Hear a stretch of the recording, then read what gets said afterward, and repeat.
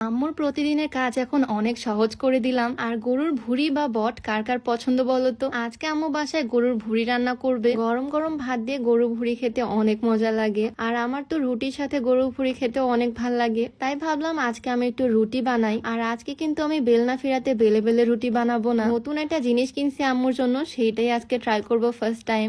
আসলে আমার আম্মু ডায়াবেটিসের রোগী, সেই জন্য তার রেগুলার রুটি খেতে হয়। প্রত্যেকদিন বেলে বেলে রুটি বানানো অনেক কষ্টের হয়ে যায়, সেই জন্যই আজকে আমি নতুন একটা জিনিস আনছি আম্মুর কাজ সহজ করে দিতে। আমার হাতে থাকা এই আটাটাও কিন্তু লাল আটা, মানে গমের আটা আর কি। আম্মু এটাই খায়, তাই এগুলো দিয়ে আজকে আমিও রুটিটা বানাবো। এই তো আমার সেই রুটি মেকার, যেটা দিয়ে আজকে আমি ফার্স্ট টাইমের মতো রুটি বানাবো আর দেখবো আসলেও গোল হয় কিনা। অনলাইনের ভিডিও দেখে আমি এই রুটি মেকারটা অর্ডার করছিলাম, কিভাবে ইউজ করতে হয় সবকিছু ভিডিওতেই ছিল। জাস্ট গোল করে আমি মাঝখানে রেখে দিলাম, আর এখন নাকি চাপ দিলে রুটি হয়ে যাবে। দেখা যাক আমারটা হয় কিনা। আসলে আমি একটু ভয়ে ছিলাম, অনলাইন থেকে কিনে আবার ঠকলাম না তো। আমি তো এখানে ভালোই শক্তি দিয়ে চাপ দিলাম, আর এখন দেখার পালা আসলেও রুটিটা হয়েছে কিনা সুন্দর গোল। খুলতেই তো দেখি ও মা, বেশ সুন্দর হয়েছে। আমি মোটামুটি সংসারের সব কাজই পারি, শুধু এই রুটিটা ঠিক মতো পারফেক্টলি গোল করতে পারি না। আর করতে পারলেও খুবই আস্তে আস্তে করি, তখন অনেক সময় লেগে যায়। আমার মতো মেয়েদের জন্য এই জিনিসটা তো খুবই হেল্পফুল হবে। এটা আমি আমার আম্মুর জন্যই নিয়েছি। আম্মুকে যেহেতু রেগুলার রুটি বানাতে হয়, এটাতে বানালে খুব অল্প সময়ের মধ্যে বানায় ফেলতে পারবে।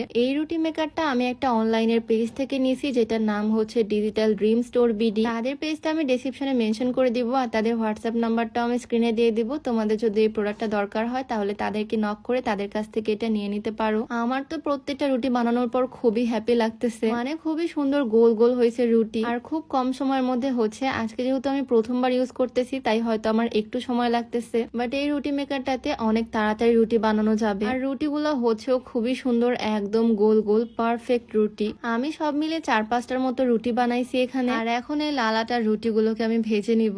আচ্ছা, আমার মতো কে কে আছো বলো তো, যারা এত বড় হয়ে গেছো বাট এখন পর্যন্ত রুটি পারফেক্টলি গোল করতে পারো না? আমি যে একদমই করতে পারি না, বাংলাদেশের মানচিত্র বানাই ফেলি, বিষয়টা এমনও না, তবে গোল করতে গেলে অনেকটা সময় লাগে আমার। এই রুটি মেকারটা তো আমি আমার আম্মুর জন্য অর্ডার করলাম, ভাবলাম আমার শ্বশুর বাড়িতেও একটা নিব, যেটাতে আমি রুটি বানাবো। তো রুটিগুলাকে সুন্দরভাবে সেকে নিলাম। আর এদিকে আম্মু রান্নাঘরে এসে ভুড়ি রান্নার প্রস্তুতি নিচ্ছে। এই বট বা ভুড়ি জিনিসটা অনেকেই পছন্দ করে না, অনেকেই খায় না, বাট সত্যি বলতে গরুর মাংসর থেকেও আমার বেশি ভালো লাগে এই গরুর ভুড়ি। আমি এই জিনিসটা অনেক মজা করে খাই, বলতে গেলে আমার ফেভারিট খাবারের মধ্যে একটা হচ্ছে এই গরুর ভুড়ি। সব রকম মশলা দিয়ে মাখিয়ে আম্মু এটাকে প্রেসার কুকারের মধ্যে তুলে দিল। কয়েকটা সিটি হওয়ার পর তরকারিটা এইরকম দেখতে হলো। এভাবেও চাইলে খাওয়া যাবে, বাট আম্মু পেঁয়াজের মধ্যে তেলে দেয়, যেটার কারণে আরো বেশি ভাল লাগে ভুড়িটা খেতে। তেলের মধ্যে পেঁয়াজ রসুন ভালো করে ভেজে নিয়ে তার মধ্যে সবগুলো ভুড়ি দিয়ে দিল, আর কিছুক্ষণ এভাবে রান্না করলেই রেডি।